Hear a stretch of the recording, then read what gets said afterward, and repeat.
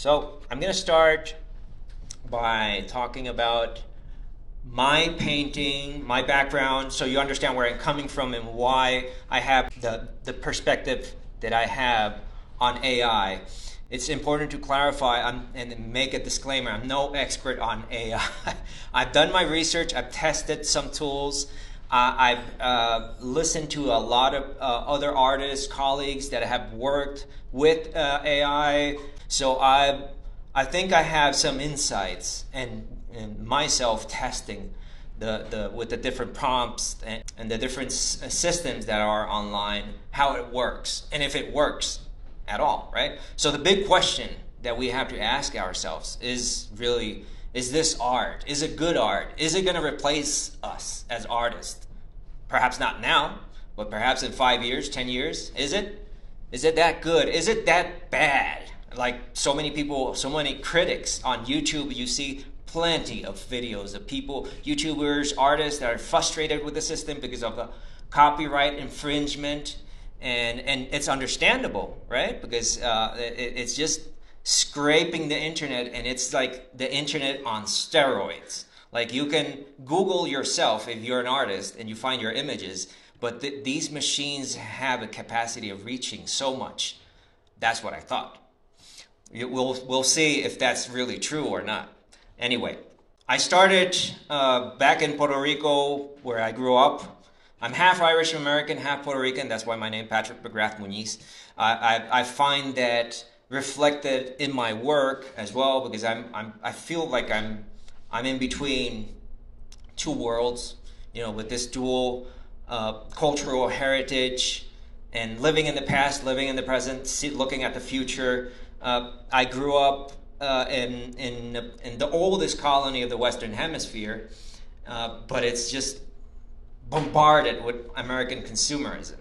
Like you see, it's the place with most Walgreens per square mile, and the place with most cars per square mile, and we're talking about a small island, 100 by 35 miles. And it's just overwhelming. But I didn't realize that until I came to the United States, to the continental U.S., let's say, because Puerto Rico is part of the U.S. It's a non-incorporated territory. It's like in a state of limbo. So we don't really know who, we are part of Latin America. We share a lot of things with other countries in Latin America, but we are part of the U.S. And we have this colonial mindset that permeates everything that's done there. So that's part of our identity. And anyway, coming to the United States, I came to realize that I appreciate those roots and try to do something about it with my work, try to reconnect with my Spanish colonial roots, with the things that I love about the museums that I went there to go and see, the churches, but also mindful of the time I'm living, bombarded by technology, saturated by information and consumer culture. And that's where I developed this thesis. I started this series of retablos and altar pieces and using Catholic iconography and juxtaposing it with other motifs that are more contemporary. Here's like the information technology Madonna that at the time, well, for me, internet was still new. And this is something I have to bring up because I half of my life, and I just realized this the other day, half of my life I lived in the island, like 25 years in the island, and 24 years here in the continental U.S. So I feel like I'm in between right now.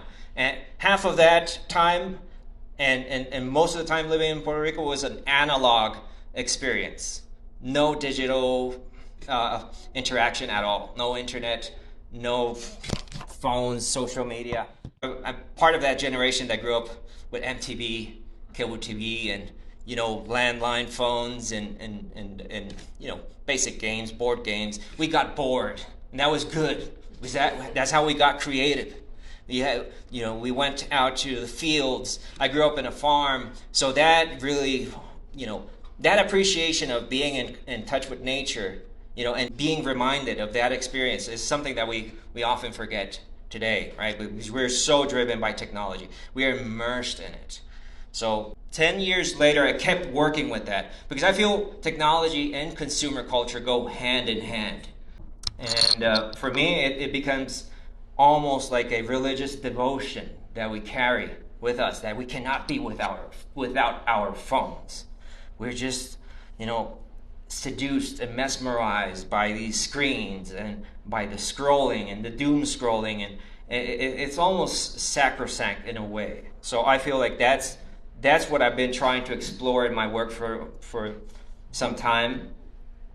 But also there are other elements as well, right? There are elements of humor, satire, appropriate images from the Renaissance, Baroque.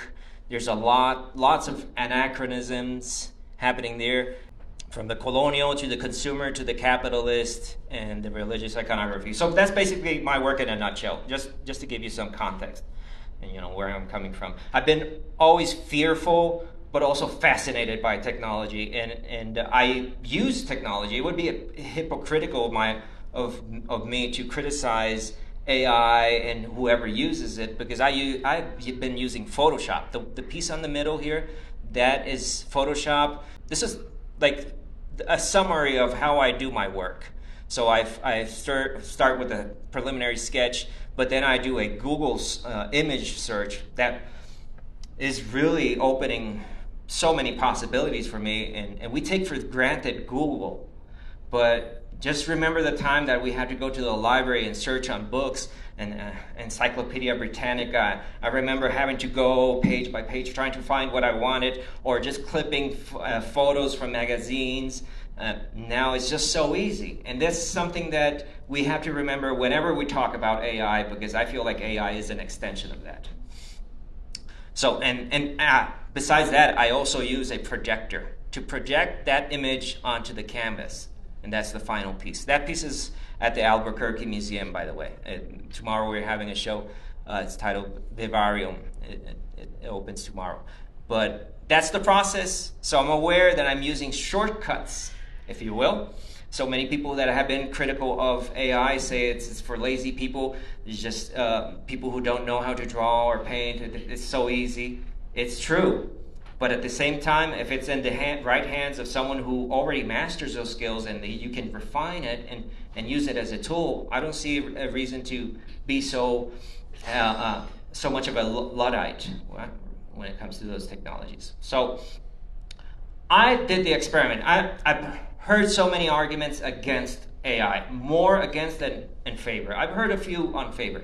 People who are very optimistic about the futurist, and people who are tech geeks that are really into this and like this is the way to go, even though there are copyright infringements, that they realize, we're going to fix those bugs and it's going to, I've heard many arguments, but I wanted to test it myself and see if any of those arguments were valid when it came to, let's say, my work. And I found this quote by Noam Chomsky really interesting, and it was one of the first things that I read when AI came out. Of course, AI really became a thing like 2 years ago, and this was in 2023. And he says, let's stop calling it artificial intelligence and call it what it is: plagiarism software.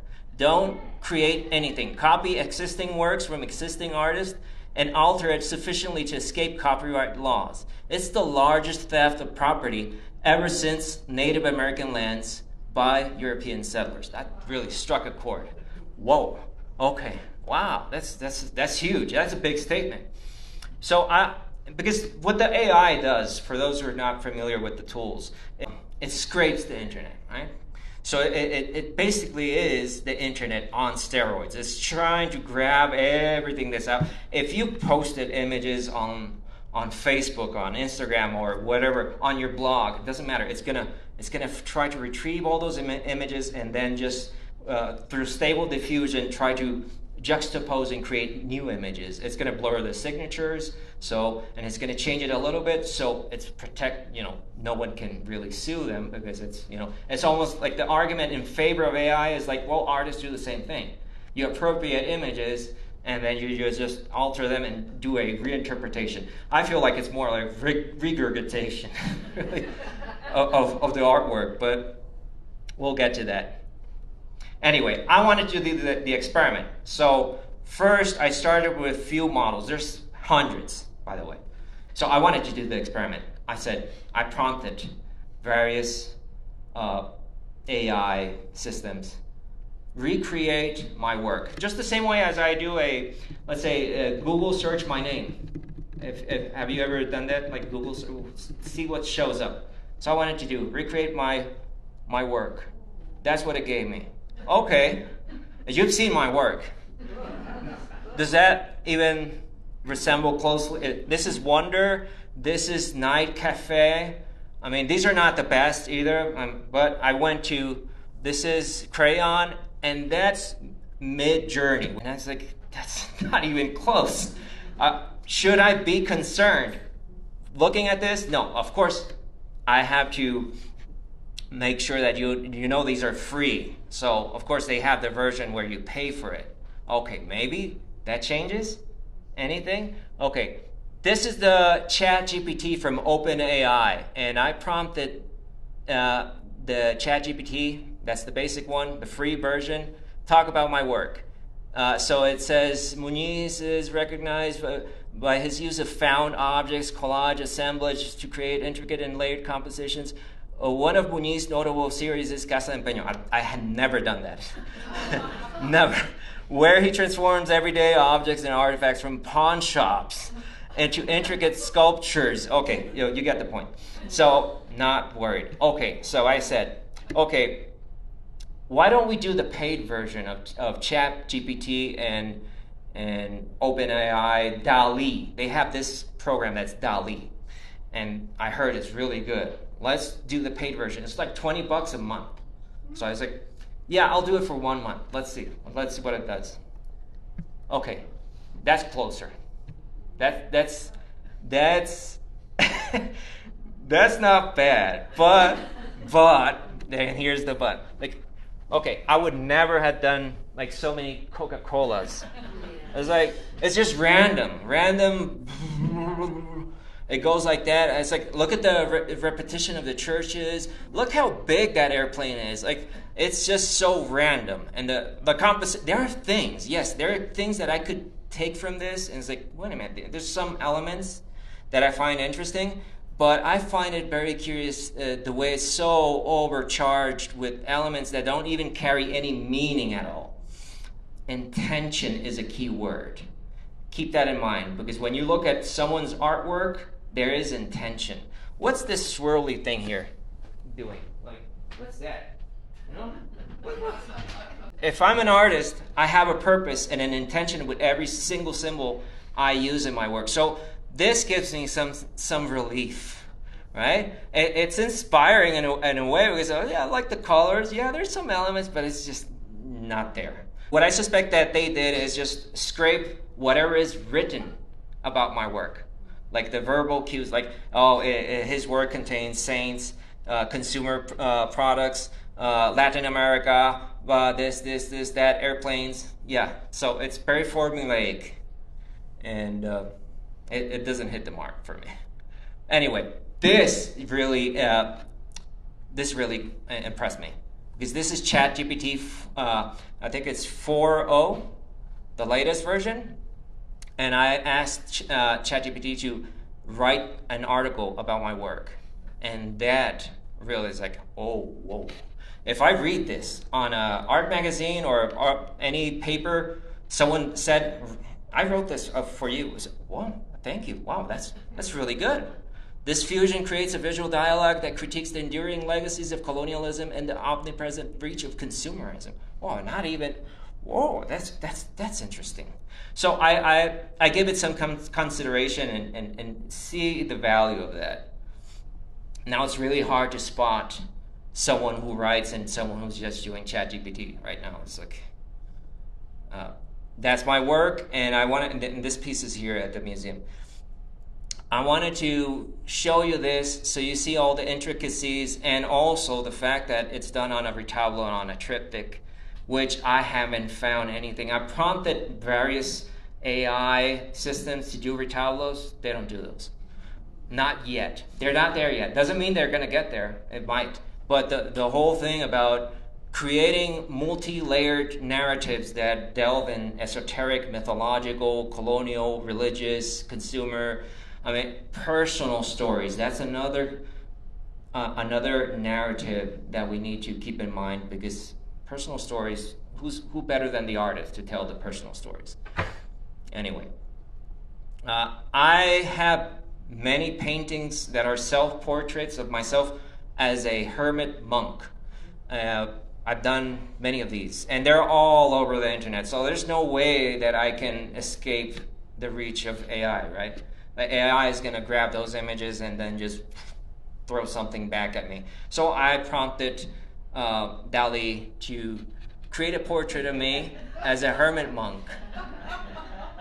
And the style of Zurbarang, by the way, yeah. Because I asked that before. You can keep refining prompts. Then maybe that's in the future, I don't know. Maybe that's when AI takes over and we're all doomed. No jobs for artists. I have this piece at Evoke Contemporary. It's inspired after the Three Graces, and I'm going to be giving a tour later on today. If you want to stop by Evoke Contemporary, it's going to be at 2, and I'll talk more about this piece. But there's a function that I don't know if I would recommend it, that you can upload the work. I took my chances. I know that now they have the image, but they're going to have it anyway because they can scrape it from the internet. I uploaded this to DALL-E and said, asked DALL-E, make a reinterpretation of this piece, but I want these to have more technology, more tattoos. And that's what it gave me. So, what? Okay, again, we have the swirly things there going on. What is that? What is the meaning of those circles? I don't get it. Like that one there. Okay, a human eye, perhaps? Now, here's a way to spot AI easily. No artist would do this. Look at the drapery, how it fuses with the skin. We all know that AI doesn't know how to count fingers, but that's another one. Now, you'll see this one. This is fun. I had a lot of fun doing these. I did many of these, and I just wanted to share the ones that I found. And what is Zeus doing there? Isn't it supposed to be the Three Graces? Okay. Make a painting of the muses in the style of my style, but they should be nude, right? Just like the classical tradition, like the nude figure. And I want them in Aguadilla, where I grew up. A very specific, very small place where you can Google and you'll find plenty of images online, which I'm surprised that they didn't do that, because that's not even close to what Aguadilla looks like. And of course, they are not, well, they're all dressed. So now I'm starting to notice some limitations on this tool. I'm not saying that all AI systems are the same, but this is very curious. So it seems like, and they encountered some issues, So they had to adjust. I can keep prompting and prompting and prompting, and it'll adjust. But I'm surprised they missed that. That looks more like, Rio de Janeiro? I don't know. Well, it's all the same for AI. This is one of my pieces that's at Evoke, and just to show you how intricate the narrative is, because it includes not just history, natural history, my personal views of the future, but also characters from real life, from my own story, from my own experiences, things that I grew up with, and in a constructed retablo. Those are things that I feel like hard to replicate. But anyway, then when talking about Aguadilla, because they saw this piece, they wanted to commission me to do a mural for my hometown of Aguadilla, where I grew up, and I said, wow, that's an honor. Let's do it. Yes. Let me prompt chat the DALL-E, see what it comes up with. So that's what it came up with. I was like, what is that? I would never do that.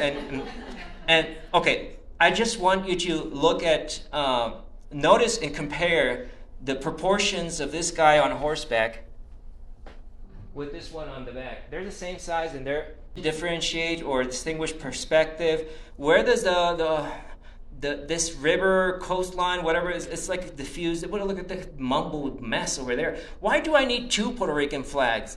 I didn't ask for the American flag, and okay, the Catalan flag, but it's too much on your face as well. And just the figures don't make any sense. The composition is horrible. I kept prompting it. It got a little better, but not much.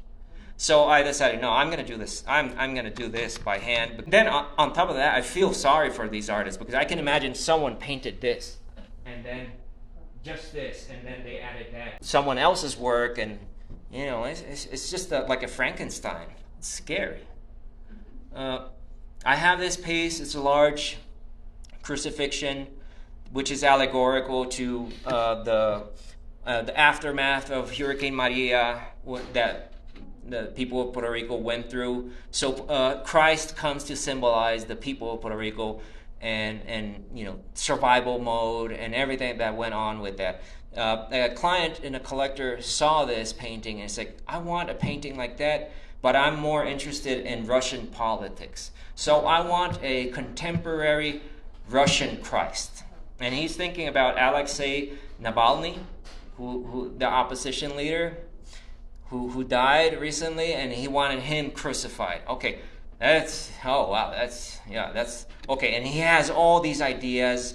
He gave me a list of things he wanted in the painting, right? So I started working with that and brainstorming ideas, doing sketches and all that. That's how the artist's mind works, right? And one, I don't like that one, I'm going to go with this, and drawing, right? And I did Google search of Navalny and then did my interpretation or a sketch of him, how he would look crucified. I prompted Dali to do that. And President Putin riding a bear. And Russian officers, the Russian Orthodox Church patriarch, and all that. So, okay, we were unable to generate the request. I kept prompting. No, we got to get an image. I need something. So I took off the controversial parts out. I just want a Russian Christ in a contemporary Russian setting. That's what it gave me. That's not bad. Okay, this is getting a little bit better. Now, those drones are too much on your face. I would never do drones that big. I mean, they're too distracting. The flags are redundant. The oil barrels, why do you need two saying the same thing? I mean, but I find some interesting elements there. That soldier with the laptop, yeah, that's an interesting thing. So what I wanted to do with this is just the same that I do when I do a Google image search, which is not different from this. I'm searching for images, and I am scraping some ideas here and there, collecting. I wouldn't do this same composition. Obviously, my composition is more like the painting you saw of the Christ. But this, yeah, you could pick and choose the elements that you like. Not bad, redundant, but anyway. I wanted to push it further. Let's see how it deals with other politics. Create an evil Mickey Mouse dressed as Jesus, moonwalking like Michael Jackson, adored by mindless sheep-like devout followers while sacrificing their children in the altars of consumer woke culture. Oh, no, can't do that. Sorry, we can't do that. Why? I want that image. This is potentially offensive content. It's that damn AI. Okay, make a painting of Donald Trump and Vladimir Putin together, dancing graciously, wearing ballerina tutus, surrounded by blue flamingos, pink elephants, and flying pigs. I want that now. No. Explain. The current policy is potentially controversial. These are, disrespectful scenarios with fantastical animals under the, Okay, I get it. Okay, that's good. That's good. That means I have something to my advantage. As an artist, I can do political art. This is not going to compete because they're restricted. I don't know if this is a new thing, because I've seen political art done by AI. So I suspect this is a new development, like that they have tried to stay out of trouble. They don't want to cause any trouble. They don't want to be sued. But artists are troublemakers by nature. So we don't care. We do the evil Mickey there. There's the evil Mickey. There's the disneyfication of the hero. And this piece is at the Albuquerque Museum. And I was dealing with this back in 2010. The idea that corporations and technology are altering everything that we understand and appreciate from history, culture, legends, myths, everything. They take everything and they just convert it and just regurgitate another image of it, like Hercules in this case. But enough with that. Yeah, that's just to give you some ideas. Now, new technologies do create new opportunities, and I find it quite interesting that there is something of truth in the idea that history is cyclical. That is to say that what we're going through right now, it has happened before. When? With photography.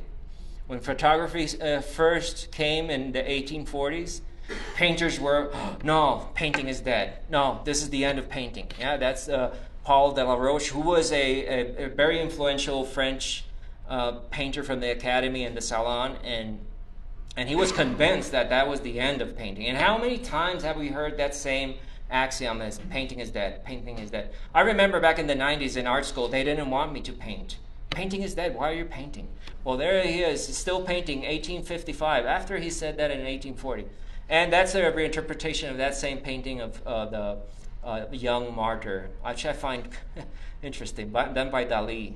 She's coming back to life. And you see some elements. If you know something about the Romantic period, you would recognize those rocks from Arnold Böcklin, a German Romantic painter. So it's doing something interesting. It is doing some research on art history references. The first to go out of, lose jobs, actual jobs, with the invention of photography, because that's what is most concerning right now with AI, is who is going to lose their job, were the miniature portrait painters. They used to paint these small portraits of people, and they usually, at that time, charged like $50 or $100, which was a lot of money back then. But then came the photography, and photographers would do it for 12 cents. So what it did was just spread and democratize art and images, so everyone had access to it. And at the same time, I find these two images very interesting, because the photographer who did that after that painting is taking inspiration from the painting. Now, artists after that started taking photographs and using them as references, even as they denied photography. No, that's not art. That's not, no, I have nothing to do with that. I don't use photography. They did use photography, many painters, and it became a practice to keep references, especially for portraits. So they feed in a symbiotic way, right? They became sisters, photography and painting. I don't see much of a difference. Although, yeah, you could argue, yeah, but AI is just stealing from other artists. We'll have to adapt in a way that sisters adapt to each other and learn from each other. Is that without photography, we would not have expressionism, impressionism, cubism, surrealism. All of what photography did was push the limits and the boundaries of what painting could be. It just forced painters to rethink the purpose of art. Why am I painting? It doesn't have to be an accurate depiction of reality, although it can be. But what if it's something else? What if it's more about the mark? What if it's about the surface? So that was a positive outcome out of that whole, clash of new technologies. Technologies are disruptive in the beginning, but they have some positive outcomes. So in my work, I've been dealing with archetypes, and I've been very familiar with archetypes from reading archetypal astrology, tarot, alchemy, comparative mythology, and I use that as more like a encyclopedia of ideas that are really the hidden forces behind every story. Right? There's the fool, there's the artist, there's the mother archetype, right? And all of these. It's very useful to keep them in mind in order to use them as a storytelling device, and that's how I came to tarot. Anyway, I started to develop these wheels of archetypes because I was interested in the correlation between Catholic saints and pagan deities and their ramifications onto consumer culture, and how there is a direct line or thread that binds them. And in numerous ways. So I'm trying to bring more complexity to the work. At the same time, I'm keeping it personal to the saints and the images that I'm very familiar with and that I grew up with. But I started to see a pattern, and I started to see correlations that were really interesting with tarot. And tarot, beyond being a device for divination, because that's what most people associate tarot with, fortune telling and all, I see it more like a storytelling device. And it's really at the essence of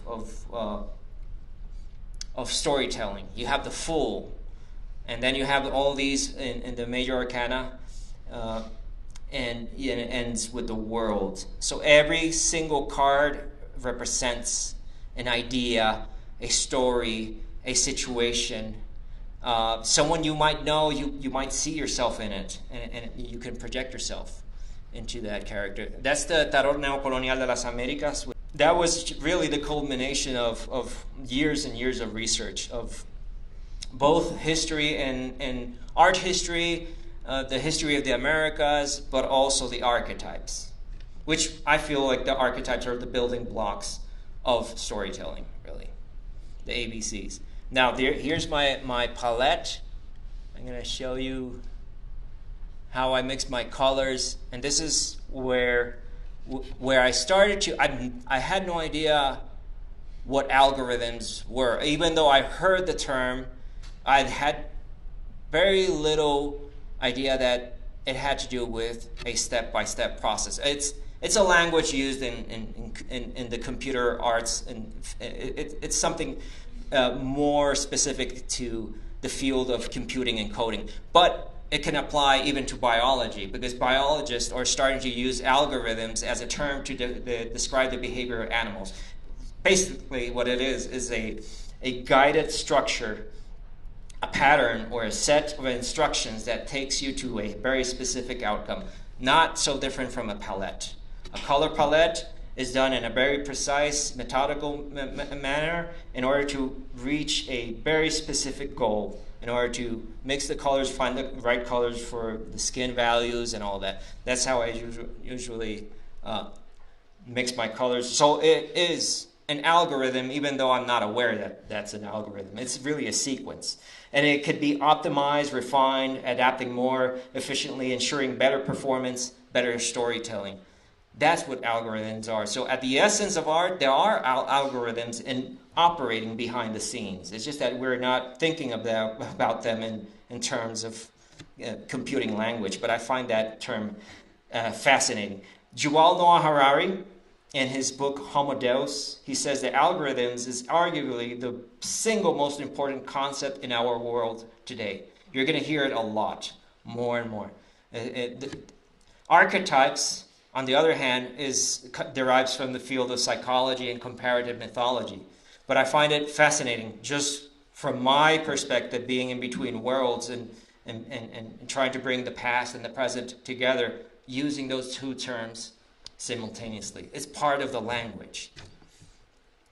Serves the purpose. Now, storytelling through painting is something that I do all the time, and I'm not even thinking about it. Once you know the archetypes, once you know the step-by-step, the procedure, the methods, it becomes too formulaic if you think about it consciously all the time. So when I'm painting this, I'm not thinking about, oh, I need to keep in step with the Fool. I just have fun with it.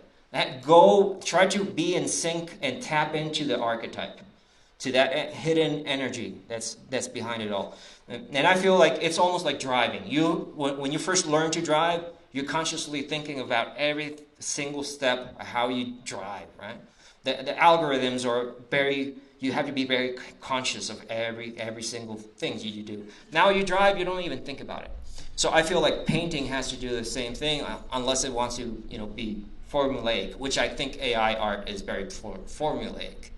That is another painting at Evoke, and there I'm combining a multiplicity of narratives and from different traditions, not just consumer culture, religion, and iconography, but I'm also blending in alchemy, personal stories, and again I see myself again as a monk in between these two archetypal forces of the past and the future. The primitive man is just enthralled by the new Promethean fire of his screen, right? We're driven by fire. From the invention of fire, it's always been about technology. And every single generation, sees and understands the world around them and connects with everyone else and with their community, with their family through technology. Like it or not, that this is something that has been pretty consistent. So what happens when technology is changing so drastically, so rapidly, from the internet to the social media to AI, every generation is going to have a completely different experience.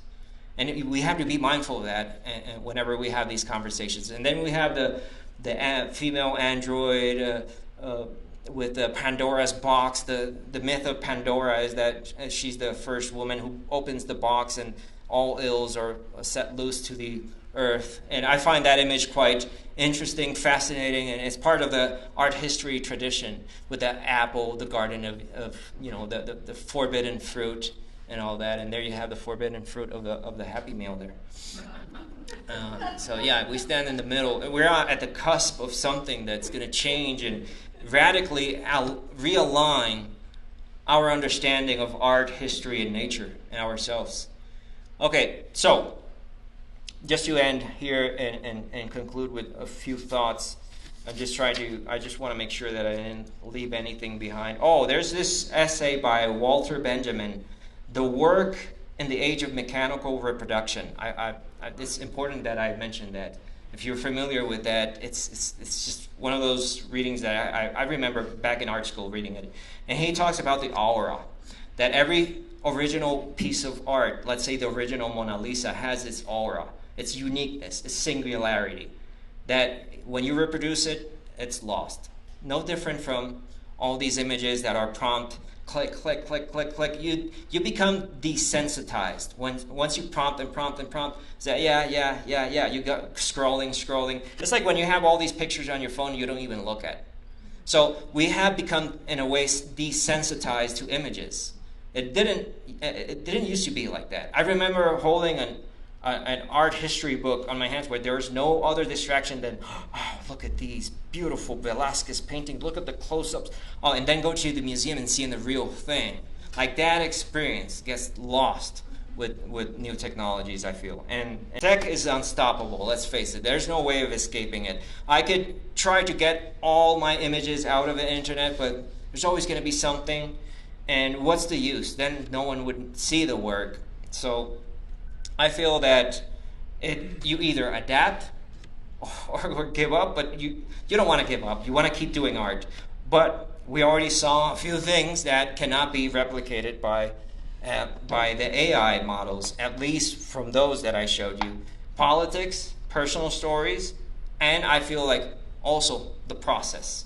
The process of doing an artwork is something I haven't seen either. Oh, nudes, you already saw that. So I would try to get Dali to do this work of Adam and Eve. It's a reinterpretation of the origin story of the Genesis, book of Genesis, but with technology in mind. This is the tree of technology.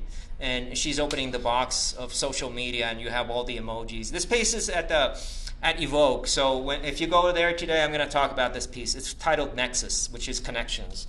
Because what these technologies do is really connect us or disconnect us. So it's that dual dichotomy of what is connection, what connects us to each other, and how technology in a way disrupts that connection, our connection to nature, to history, to art, and to ourselves. So it's like, de dónde venimos, where are we coming from, who are we, where are we going? So those are the questions where we should be asking ourselves, and we should be able to make art that really is more reflective of who we are, like a mirror to the soul. Really, it has to have intentionality, meaning, and purpose.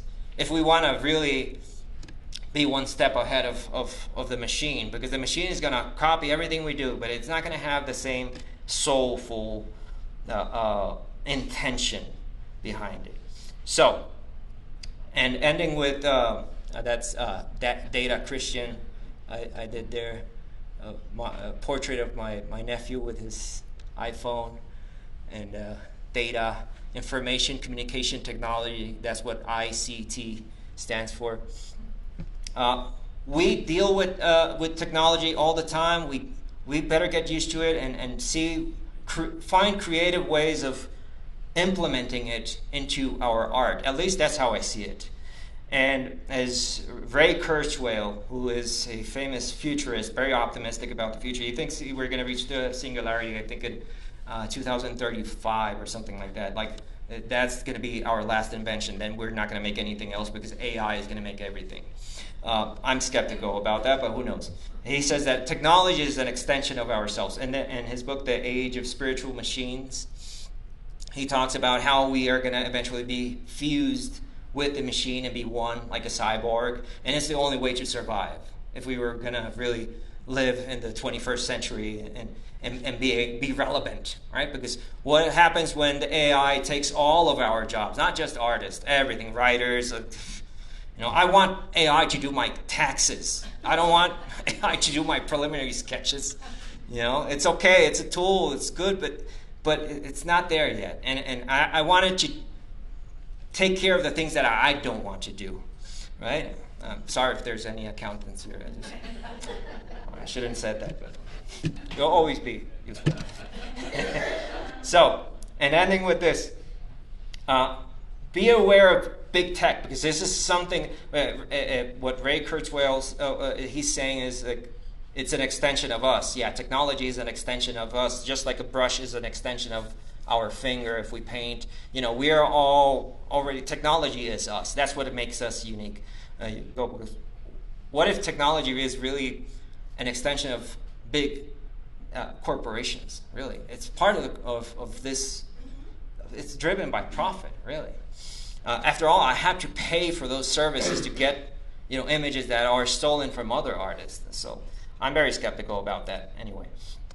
But don't be afraid to experiment, to play with it, adopt it, because it's here to stay. It's not going away. I mean, we artists have survived photography, film, mechanical mass media reproduction, the computer, the internet, social media, Disney, and we're still here. We're still here, and we're still making art. So I feel like there's much hope to keep doing what we do, and don't lose perspective of what makes us unique as human beings.